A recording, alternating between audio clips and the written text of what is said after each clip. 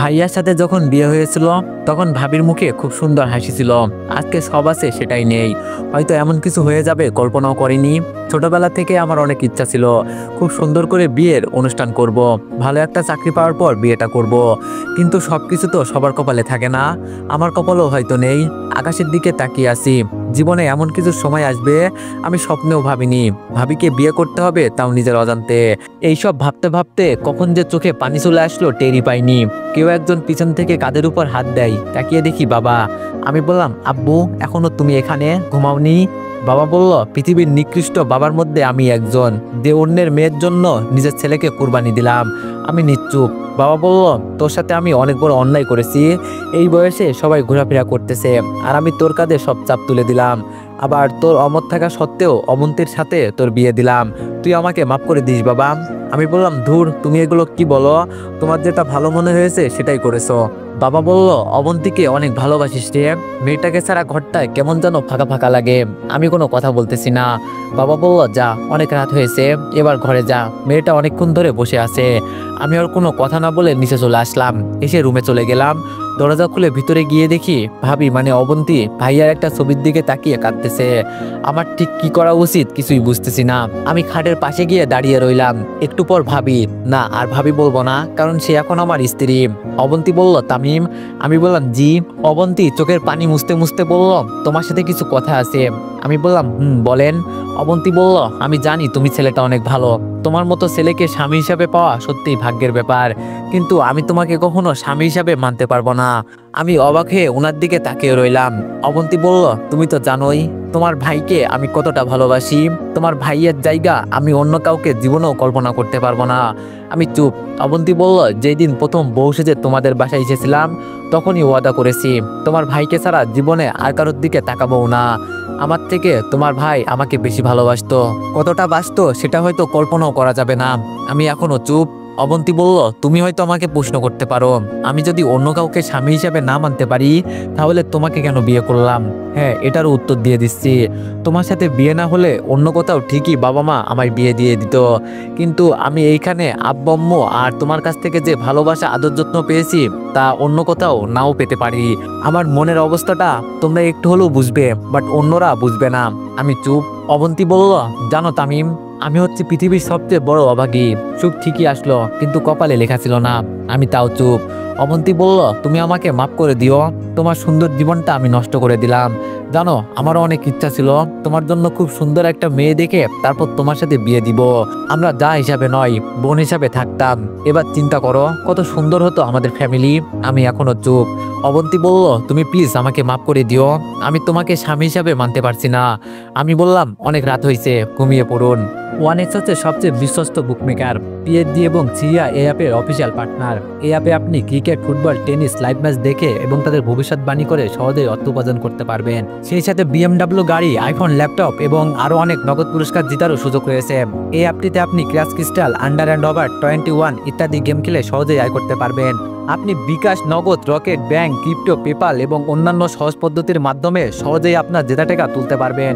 এখানে আপনি 24 ঘন্টা 7 দিন গ্রাহক সহায়তা পাবেন। তাই এখনই গুগলে ওয়ানেক্স সার্চ করে প্রথম ওয়েবসাইটে গিয়ে রেজিস্ট্রেশন করুন। আর হ্যাঁ, রেজিস্ট্রেশনের সময় আমার প্রোমো কোড VOTO7 ব্যবহার করে প্রথমবার ডিপোজিটে 20,000 টাকা পর্যন্ত পান। এটুকু বলেই বারান্দায় চলে গেলাম। এমন কিছু হবে আমি জীবনেও কল্পনা করিনি। আমি ভাবছি অন্য কোথাও অবন্তীর বিয়ে হয়ে গেলে সে সুখে থাকবে না। সবকিছু মানিয়ে নিতে একটু সময় লাগবে। আমার সাথে বিয়ে হয়ে গেলে হয়তো অবন্তীর কোনো আফসোস থাকতো না। কিন্তু কি ভাবলাম আর কি হয়ে গেল। আসলে সবকিছু সবার কপালে লেখা থাকে না। আমার কপাল যে এত খারাপ হবে আমি কখনো ভাবিনি। কতই না সুখে ছিলাম আমি, কিন্তু আজ সুখের চিহ্নও নাই। মনে মনে বাবার উপর রাগ হচ্ছে। ওনার আবেগ রাখতে গিয়ে আমার জীবনটাই শেষ। ভাইয়ার কথা খুব মনে পড়তেছে। আমি রুম থেকে বেরিয়ে গেলাম। ভাইয়ার কবরের কাছে যাব। ঘড়ি দেখলাম 12টা বাজে। আমি কাউকে কিছু না বলে বাসা থেকে বেরিয়ে গেলাম। বাইরে খুব সুন্দর চাঁদের আলো। একা একা হাঁটতেছি। কিছুক্ষণ পর ভাইয়ার কবরের কাছে গেলাম। কবরের বেড়াটা ধরে তাকিয়ে রইলাম কবরের দিকে। ভাইয়ার আমার স্মৃতিগুলো মনে পড়তে লাগলো। নিজেই নিজেই বলতে লাগলাম, ভাইয়া কেমন আছিস? তোর কি সময় হবে একটু কথা বলতাম? জানিস তুই যে আমার মাথার উপর ছায়ার মতো ছিলি, এখন হাড়ে হাড়ে টের পাচ্ছি। যখন যেটা চেয়েছি সেটাই তুই আমাকে দিয়েছিস। কিন্তু দেখ আমি কি হতভাগা, তোর জন্য কিছুই করতে পারলাম না। তুই তুই যখন ফ্যামিলি চালাইছিস রাজার মতো চলেছি আমরা, অথচ দেখ আমি কিভাবে চালাচ্ছি। একবেলা খেলে পরের বেলা না খেয়ে থাকতে হয়, বাবা মাকে আমি সুখে রাখতে পারছি না। জানিস ভাই, এখনো আমি কোনো জিনিস কিনলে তোর জন্য কিনে রাখি। আমি যেখানেই যাই না কেন সবসময় যেন মনে হয় তুইও আমার পাশেই আছিস। ভাই তোর মনে আছে তুই যেদিন বাইক কিনেছিলি চাবিটা আমার হাতে দিয়ে দিলি আর বললি বাইকটা আজ থেকে তোর। তুই আমার জন্য অনেক স্যাক্রিফাইস করেছিস, কিন্তু দেখ আমি কত বড় হারামি। তোর জন্য তো কখনো স্যাক্রিফাইস করিনি, বরং তোর বউটাকে নিজের বউ করে নিয়েছি। ভাই বিশ্বাস কর, আমি অবন্তীকে বউ হিসাবে কখনো কল্পনা করিনি। তোর যাতে মনে কষ্ট না যায় সেজন্য আমি কখনো অবন্তীর দিকে খারাপ নজরেও তাকাইনি। তুই সবসময় আমাকে বলতি অবন্তীকে দেখে রাখতে, কিন্তু দেখ আমি কত বড় বেঈমান। দেখে রাখার নাম করে আমি নিজেই ওকে বিয়ে করে ফেলেছি। ভাই এই ভাই আর একবার আমাদের মাঝে ফিরে আয়, আমি যে আর পারতেছি না, মা বাবাকেও কিছু বুঝতে দিতেছি না, কারণ আমি যদি ভেঙে পড়ি তাহলে ওদের কি হবে। ভাই আমি তোর সাথে অনেক বড় অন্যায় করেছি, তুই আমাকে মাফ করে দিস। আর কোনো কথা মুখ দিয়ে আসতেছে না, বারবার ভাইয়ার চেহারাটা চোখের সামনে ভাসতেছে। আরো কিছুক্ষণ কবরের পাশ থেকে বাসার দিকে হাঁটা দিলাম, ভাবতে লাগলাম আমি হয়তো একমাত্র ব্যক্তি যে বাসর রাতে নিজের বউয়ের সাথে না থেকে একটা কবরস্থানের মধ্যে রাত কাটিয়ে দিলাম। বাসায় যাওয়ার পর দেখলাম অবন্তী এখনো নাক টেনে টেনে কাঁদতেছে। আমি বললাম কি ব্যাপার, আপনি এখনো ঘুমাননি? অবন্তী বলল কোথায় গিয়েছিলে? আমি বললাম ছাদে, রাত অনেক হয়েছে, ঘুমিয়ে যান। তারপর আমি একটা বালিশ নিয়ে ফ্লোরে ঘুমিয়ে পড়লাম। সকালবেলা ফজরের আজানের সময় ঘুম ভেঙে যায়। আমি উঠে নামাজ পড়ার জন্য রেডি হচ্ছি, অবন্তীর দিকে তাকিয়ে দেখি বাচ্চাদের মতো ঘুমাচ্ছে। কিছুক্ষণ তাকিয়ে থাকলাম, তারপর বাসা থেকে বের হয়ে মসজিদে চলে গেলাম। নামাজ পড়ে এসে দেখি অবন্তী উঠে গেছে। আমি ওয়াশরুমে গিয়ে গোসল করে নিলাম, কাজে চলে যেতে হবে, পকেটে কোনো টাকা নাই, তাই হেঁটেই যেতে হবে। তাড়াতাড়ি না গেলে বসের ঝাড়ি খেতে হবে। গোসল করে রেডি হয়ে রুম থেকে বের হলাম, দেখি মা রান্না করছে আর অবন্তী সেগুলো সাজিয়ে দিচ্ছে। বাবা বসে বসে খবরের কাগজ পড়ছে। আমাকে এত সকাল সকাল রেডি হতে দেখে বাবা বলল, কি রে তুই কই যাস? আমি বললাম আব্বু কাজে যাচ্ছি, কালকেও যাইনি। বাবা বলল কয়েকটা দিন বাসায় থাক, সবে মাত্র বিয়েটা হলো, আরো কয়েকটা দিন পরে যাবি। আমি বললাম না আব্বু, বাসায় তো তেমন কোনো কাজ নাই, তো বসে থেকে কোনো লাভ নাই। বাবা বলল আচ্ছা শোন। আমি বললাম বলো। বাবা বলল অবন্তীর তো সামনেই ফাইনাল পরীক্ষা, কলেজের ফিজ বেতন সবই বাকি রইল। আমি বললাম আচ্ছা আমি রাতে দিয়ে দিব, কত টাকা হয়েছে আমাকে বলে দিও। সে কি আজকে কলেজে যাবে? বাবা বলল যাবে। আমি বললাম ওকে, তাহলে কলেজে গিয়ে কত টাকা হয়েছে সেটা জেনে আমাকে কল দিয়ে বলার জন্য বলিও। বাবা বলল আচ্ছা ঠিক আছে। আমি বললাম ওকে, আমি বের হচ্ছি। তারপর বেরিয়ে গেলাম, কি করব বুঝতেছি না। অবন্তীর ফাইনাল পরীক্ষা মানে তো আমারও ফাইনাল পরীক্ষা, কারণ অবন্তী আর আমি সেম ইয়ারেই পড়ি, শুধু ক্যাম্পাসটা ভিন্ন। যখন কলেজে নিয়মিত যাইতাম, টাকা খরচ করতাম, কত বন্ধু বান্ধব ছিল, আর এখন টাকাও নাই, বন্ধু বান্ধবও নাই। ফাইনাল এক্সাম চলে আসছে, অথচ কেউ একটু আমাকে জানালোও না। আমারও অনেক ইচ্ছা ছিল অনার্সটা সম্পূর্ণ করব, কিন্তু কিভাবে কি করব? অবন্তীর টাকা দেওয়ার মতো টাকাও তো আমার হাতে নেই। প্রতিদিনের মতো গোডাউনে চলে গেলাম, বস সেখানে বসে আছে। আমি বললাম আসসালামু আলাইকুম বস। বস বলল কি অবস্থা মিস্টার তামিম, কালকে আসনি কেন? আমি বললাম বস একটু কাজ ছিল। বস বলল এত কি কাজ তোমার? এত কাজ হলে চাকরি করার কি দরকার? আমি চুপ করে দাঁড়িয়ে আছি। বস বলল যাও, আজকে সব মালগুলো সেল করে আসবে, না হলে বেতন কেটে নিয়ে যাওয়া হবে। আমি এখনো দাঁড়িয়ে আছি। বস বলল কি ব্যাপার, দাঁড়িয়ে আছো কেন, কিছু কি বলবা? আমি বললাম জি বস, একটা কথা ছিল। বস বলল কি কথা? আমি বললাম আমাকে যদি এই মাসের টাকাটা অগ্রিম দিতেন উপকার হতাম, আমার খুব দরকার। বস বলল তোমার কাজ করার দরকার নেই, আসছে উনি কাজ ছাড়া টাকা নিতে, ভালো লাগলে করো, না লাগলে চলে যাও।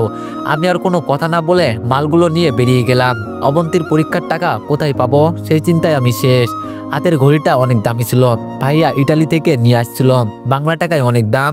উপায় না পেয়ে সেটাও বিক্রি করার সিদ্ধান্ত নিলাম। ভাইয়া শেষ চিহ্নটুকু বিক্রি করে দিলাম। কয়েকটা দোকানে মালচেল দেওয়ার পর আইমান মানে স্কুল বন্ধু, ওর সাথে দেখা। আইমান বলল কিরে তামিম তুই এগুলো কি করিস? আমি বললাম আইমান বন্ধু তুই? হাই রে কতদিন পর দেখা, কি অবস্থা তোর? আইমান বলল আমি তো আছি, তুই এগুলো কি করিস? আমি বললাম চাকরি নিয়েছি। আইমান বলল ধুর বেডা, এটা কোনো চাকরি হলো? আর তোর বাবা ইনকাম করে, ভাইয়া ইনকাম করে, তুই তো এগুলো কেন করস? তুই তো রাজার হালে থাকার কথা। আমি বললাম ছিলাম, বাট এখন প্রজার থেকেও আমার খারাপ অবস্থা। আইমান বলল কেন, কি হয়েছে? তারপর আমি সবকিছু খুলে বললাম। আইমান বলল, কি বলিস তুই, তোর পড়ালেখা? আমি বললাম, শেষ করে দিলাম। আমি পড়তে গেলে অবন্তীর আর পড়া হবে না।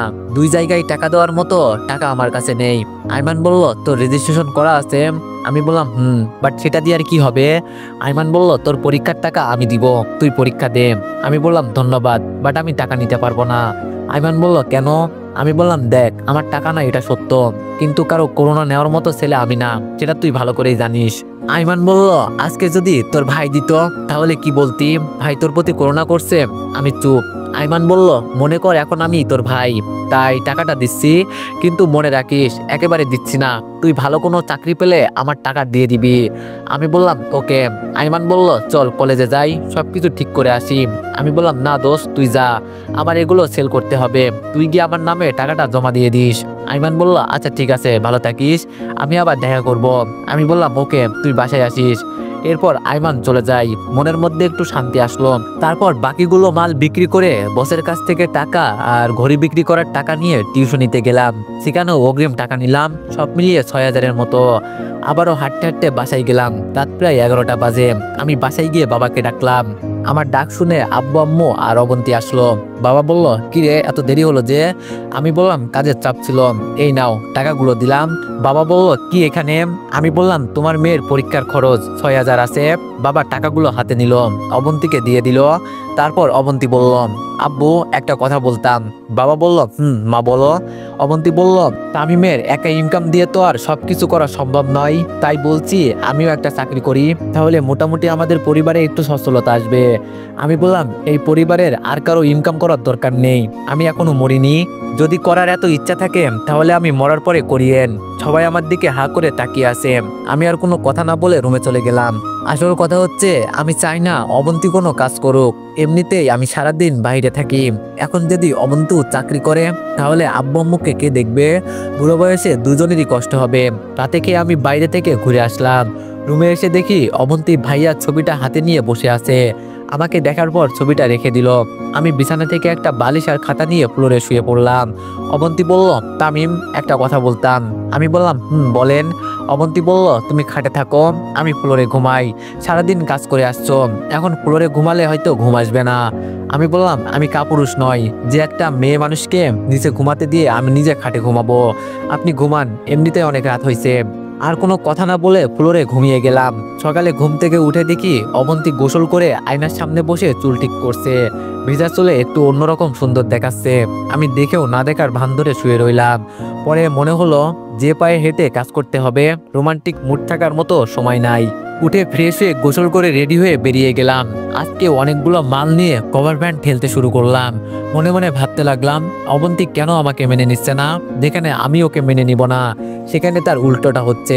এভাবে দিন যেতে লাগলো। বিয়ে করেও আমার অবন্তীর সম্পর্ক ভাবি দেবরের মতোই রয়ে গেল। মাঝে মাঝে অবন্তীর উপর অনেক রাগ হয়, কি করব কিছুই বুঝতে পারছি না। আব্বু আম্মুর জন্য আজকে আমার এই অবস্থা। দেশে মেয়ের অভাব পড়েছে যে আমাকে ভাবিকেই বিয়ে করতে হলো। সারাদিন কাজ করে এসে আবার রাতে ফ্লোরে ঘুম, জীবনটা অসহ্য লাগছে। পরের দিন কাজে গেলাম, শরীরটা ভালো লাগছে না, মনে হচ্ছে জ্বর আসবে। ইচ্ছে না থাকা সত্ত্বেও রাত পর্যন্ত কাজ করলাম। রাতে না খেয়েই ঘুমিয়ে গেলাম। গভীর রাতে আমার কাঁপুনি দিয়ে জ্বর আসছে, ঠিকমতো চোখও মেলতে পারছি না। হঠাৎ করে কপালে কারণ নরম হাতের স্পর্শ পেলাম। ঝাপটা চোখে তাকিয়ে দেখি অবন্তী ডাকতেছে, তামিম, এই কি হয়েছে তোমার, এইরকম করছো কেন? আমার অবস্থা এতটাই খারাপ যে ওর সাথে কথা বলার মতো শক্তিও আমার নেই। অবন্তী আমাকে উঠিয়ে খাটে শুইয়ে দিল, তারপর সারা রাত মাথায় পানি ঢাললো। আর কি কি করছে কিছুই মনে নেই। জ্বরের ঘরে কোনো কিছুই অনুভব করতে পারিনি। সকালবেলা অবন্তীর ডাকে ঘুম ভাঙলো। তাকিয়ে দেখি আব্বু আম্মু সবাই বসে আছে। অবন্তীর নাস্তা হাতে দাঁড়িয়ে আছে। তারপর নিজের হাতে খাইয়ে দিয়ে মেডিসিন খাইয়ে দিল। বাবা বলল, এখন কেমন লাগছে? আমি বললাম, ভালো। তোমরা খেয়েছো? আম্মু বলল, ঠিক মতো খাওয়া দাওয়া করিস না, তাই এমন হলো। বাবা বলল, ডাক্তার বলেছে কয়েকদিন রেস্টে থাকতে। আমি বললাম, ডাক্তার কখন আসলো? বাবা বলল, আরো আগে, তুই ঘুমিয়েছিলি, অবন্তী কল দিয়ে আসতে বলেছে। আমি আর কোনো কথা বললাম না। সেদিন আর কাজে যাইনি। রাতে ঘুমাতে যাওয়ার সময় অবন্তী বলল সরি। আমি বললাম সরি কেন? অবন্তী বলল আমার জন্য আজকে তোমার এই অবস্থা। আমি বললাম আরে ধুর, এগুলো কি বলেন, আপনার জন্য হবে কেন?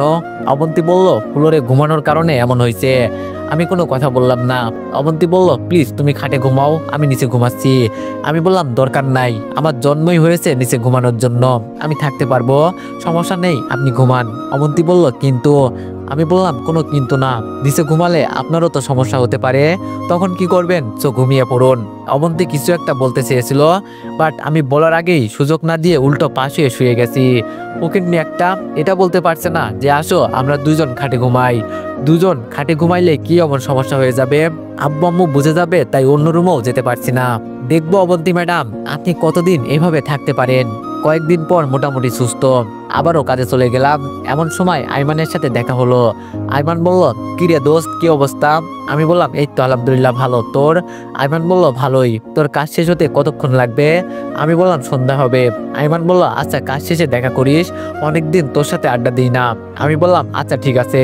তারপর আবার কাজে চলে গেলাম। বিকালবেলা আইমানের সাথে দেখা করতে গেলাম। আইমান বলল আসছিস? আমি বললাম বল কি অবস্থা? আইমান বলল এই তো চলছে। এই জানিস আগামী মাস থেকে তো পরীক্ষা। আমি বললাম কি আগামী মাসে পরীক্ষা? আইমান বলল তোর প্রিপারেশন কেমন?